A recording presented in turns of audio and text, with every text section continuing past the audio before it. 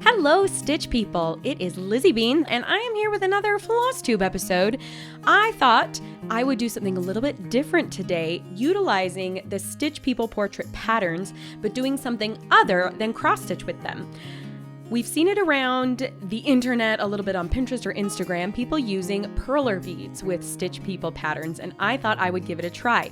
So I ordered this kit from Amazon. I'm not affiliated with them in any way. I just really liked the variety of colors. And when it arrived, I was surprised to find that it was a mini bead set. So the beads are very small, a little bit more difficult to handle than the traditional perler beads that I'm used to using from my childhood. But it came with everything you need. These big square canvases, I guess, if you will, with the little spikes on them. And then a whole bunch of great colors, which included a number of options for light, medium, and dark skin tones. And then a number of options, too, that would work for brown, black, and blonde hair.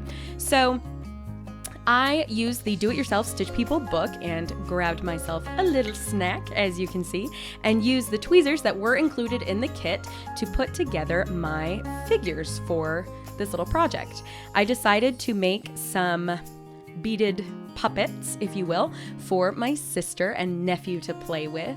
He is 2.5 years old, so I'm making a mom and a little baby boy and a dad. So I'm loosely following one of the patterns in the women's clothing section of Do-It-Yourself Stitch People. And as you can see, it's just a little bit of a patient process, a little slow going, adding one bead at a time to the spiked canvas.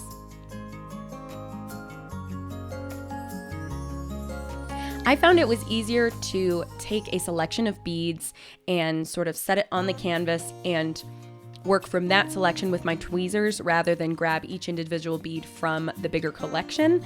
That was just me. To have a little bit closer access was great. So as you can see, I've moved over to the hairstyles. Now, because we can't do, for lack of a better word, half stitches with these beads, the patterns are a little less forgiving. They're gonna have definitely more of that pixelated, cartoony kind of a feel because the beads are a little bit more stark than embroidery floss. You can't do half stitches. But that said, this does provide a number of options. You could turn these into keychains. The kit that I bought comes with a number of attachable keychain options. You could put magnets on the back of these and create refrigerator magnets.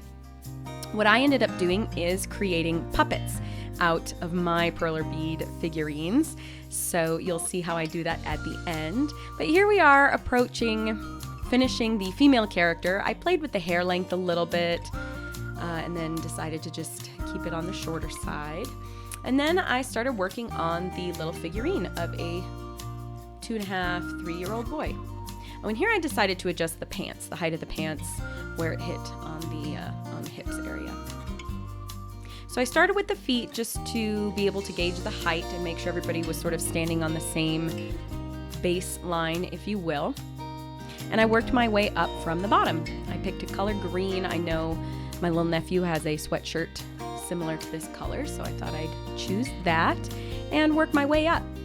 Another limitation of the beads is you can't define elements. For example, on a long sleeve shirt, I would probably use 1 or 2 threads of a slightly darker color to differentiate between the torso and the arm. And I don't have the option to do that with the beads, but I think because it's sort of all or nothing with the beads, that in and of itself is a little bit forgiving in its own way. So I ended up just going for it, seeing how it would look.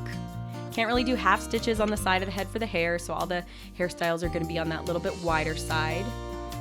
And then I moved to Dad, eating my snacks all the while. I also started his feet on the same line as Mommy and Baby, and then gave myself a little bit of pile of beads to work from closer to where I was working than having to go back and forth between the primary storage container. Just a little easier to work with, and I worked all the way up, just making sure I got the height that I needed in Dad's legs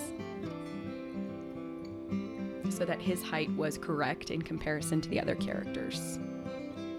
I decided to give him a cardigan look, and similarly, half stitches aren't super possible, detail stitches aren't super possible, neither are French knots. So where the French knots would go on the cardigan to represent buttons, I just swapped in new beads. So the buttons just take up a little bit bigger space.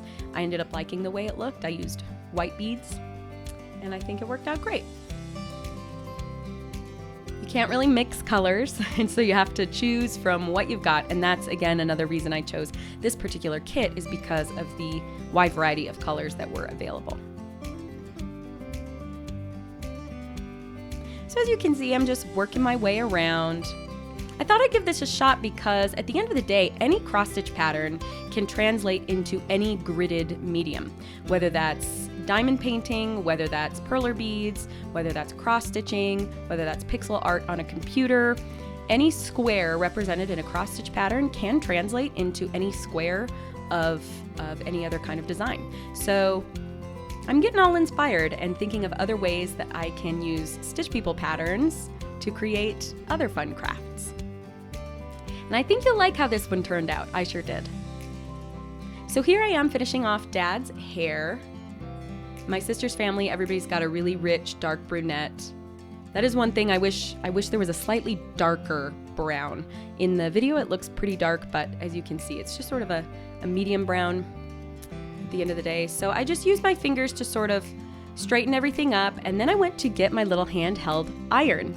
I've got this tiny little iron, crafting iron, that I use for a number of things, and I heated it up, put a piece of film that came with the kit over top the beads, and just held this iron on a few seconds at a time here and there, making sure all the beads were melting together evenly and making sure it was flat and not, wobbly or raised if I was pressing too hard in one area over another area. I just tried to keep that pressure really, really consistent. You could probably just use a regular iron, but I bought this little crafting iron recently for another purpose, and this is the first time I used it, so I thought I'd give it a try, and it actually worked really great for this project. And it was fun to see. I just went a little bit at a time. I didn't hold it too long, just let those beads melt gradually. The plastic sort of pulled up some of the beads of the little buddy, so I had to fix him up before I flattened him out. He went a little faster because I had already practiced with Mom and Dad. So when everybody's melted together, I gently pull that film off. I was a little nervous that the beads would stick together, but they did. I just was slow and patient and scooted them all off the plastic, and we had Mom and Dad. I toyed with maybe putting felt on the back. Like I mentioned, you could do magnets, but I decided to use popsicle sticks and some glue. See, there's the felt. I gave it a try. I cut it out on the back and didn't end up liking it. But what I thought I would do just to make sure that the figures are stable is sort of double popsicle stick them. So I have some really heavy duty scissors, just made some slices into these popsicle sticks to cut them to length for each of these characters, and then cleaned up the ends a little bit. And I used the E2600 or whatever glue that I love, super powerful crafting glue, to just glue right along the backs of all the characters and stabilize them a bit. Then I used full-size popsicle sticks on the backs of those. Like I said, I kind of doubled it up, and those are the little sticks I can use to sort of treat these like puppets. I went through my pack and chose kind of neutral ones that didn't have a lot of wood grain, just so they looked consistent and plain. And I decided to just put the tops of the backs of the popsicle sticks sort of at the pant height where the pants hit the bodies. That way, the heights of everybody's going to be a little bit more consistent. Then I used a pink Sharpie to just sort of draw on where the mouths go, because again, I can't stitch that on. I can't straight stitch. I guess I probably could have straight stitched on the beads themselves, but I thought I'd see how the Sharpies looked, and I ended up really liking it. So there's an option to use Stitch People patterns in a non-cross stitch capacity, using perler beads or any other type of similar beads that melt together to create magnets, puppets, or whatever else you like. If you end up giving this a try, do post to social media and tag Stitch People or use the hashtag Stitch People. We'd love to see what you come up with, and hope you enjoy using these patterns in all sorts of capacities.